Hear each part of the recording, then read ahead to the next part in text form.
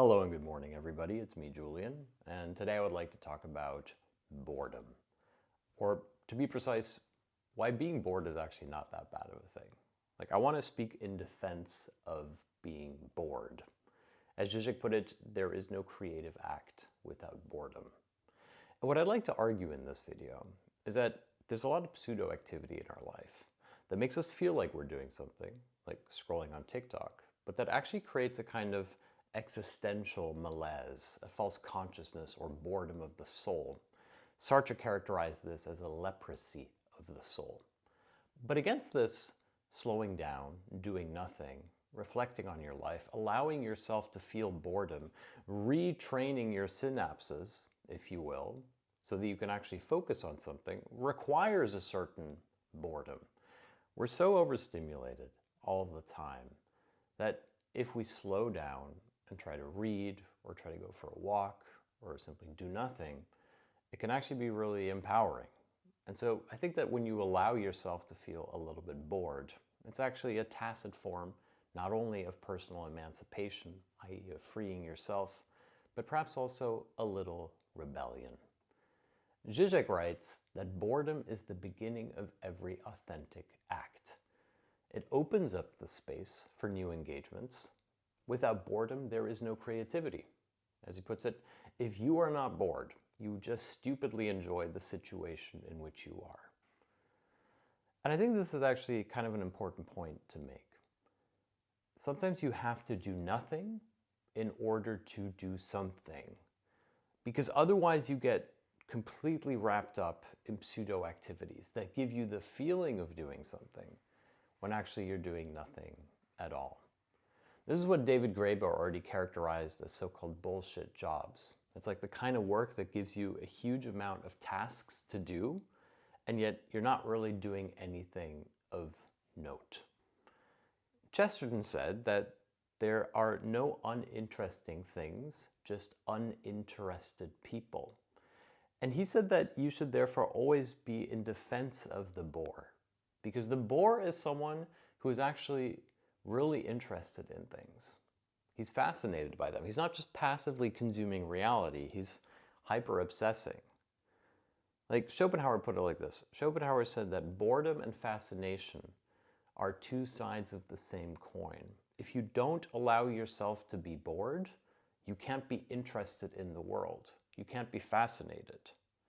And the worst type of boredom, I would say, is the boredom of doing nothing because you're so busy doing everything that you don't even feel it at all. Like constantly being online or watching movies in a way that doesn't even feel good for you, like just binge watching something. This is a kind of boredom that feels worse than doing nothing. And so what I'd like to do briefly in this video is I'd like to talk philosophically about what you might call the power of being bored in defense of boredom. Now, the word boredom is a relatively modern invention as far as I can tell. I think the idea that we would describe a sense of not doing anything in a pejorative sense is actually a symptom of a certain, if you will, Protestant ethic. This is why Max Weber already famously identified the Protestant ethic in the spirit of capitalism. The idea that you have to be productive in order to be someone, that your very existence is validated by that which you do. Now, I'm not fully against this. I do think that having meaningful work is an important part of what it means to be alive. And yet the problem is that we're often tacitly pushed into doing completely unmeaningful work that doesn't allow us to live. It doesn't allow us to breathe. And so one of the questions, I think, therefore, is instead of doing a boring job, how do you become the master of being bored yourself? Which is to say, how can you make yourself bored? How can you do something boring that gives you pleasure? I'll give you some examples from my own life. I genuinely enjoy doing nothing. It's a privilege, I know. I love going outside. I don't need to buy anything. I don't need to do anything. I just want to go and sit somewhere and let my mind unspool. And personally, I think that this is actually an activity of sorts, because it means that you kind of have to force yourself to slow down. You have to force yourself to just do nothing, to think. When I try to write something, I sit down and I try doing nothing for a while. And then I realize that, nature abhors a vacuum in the same way that the mind abhors a vacuum. It's almost like I suddenly feel compelled to write something or to do something. I can only be doing nothing for so long. And this is what Zizek means when he says that there is no creativity without boredom.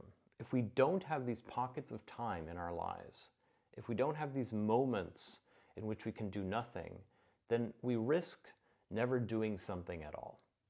And I think that's the whole play of keeping us constantly overstimulated and overengaged, is that we're so exhausted, we're so bombarded with stimuli that it actually makes it very difficult for us to think or do anything creatively at all. And this is what you might call pseudo activity, or active boredom, if you will.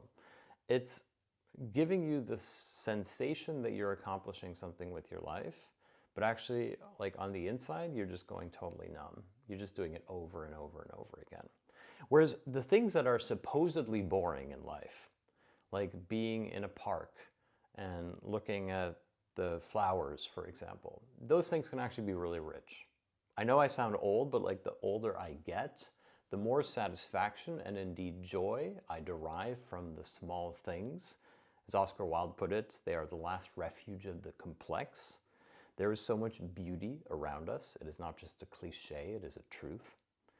And this is actually where I want to cite Chesterton, because Chesterton has a wonderful passage in which he says that life is boring and repetitive in the most beautiful and rich way possible, because God himself never got bored of creating beautiful things.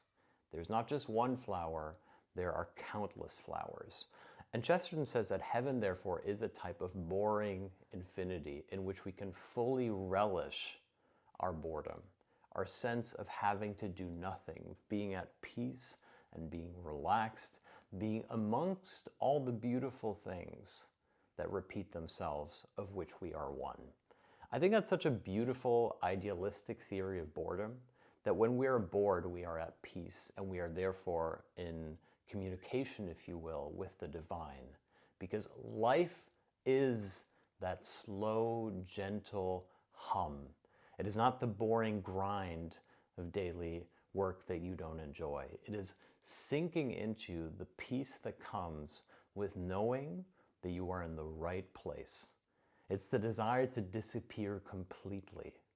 And so boredom often gets used in a pejorative sense, but it is in fact something quite beautiful. It is something quite important, I think, to the soul. To allow yourself to do nothing is the beginning of any authentic act. And so if you're listening to this reflection, please allow yourself to be a little bit bored. Don't punish yourself. Take it a little bit slow. Allow your soul to breathe. Allow your mind to unspool. Because when you allow yourself to be bored, you can start doing things with your mind and your body in ways you couldn't do before. You can read a book. You can go for a walk. You can draw something. You can embrace the boring things. You can swim laps in a pool, and you realize that life is itself its own reward. There doesn't have to be a carrot at the end of it. There doesn't have to be some kind of stimuli. Doing the thing and allowing yourself to be bored, slowing down, feeling it all, is the beginning of any authentic act. That is why I stand in defense of boredom, because boredom can be a tacit joy. It can be a simple pleasure amongst an overwhelming barrage of pseudo activity. Thank you so much for listening to this short reflection. If you'd like to learn more, consider becoming a patron, and I will see you next week. Bye-bye.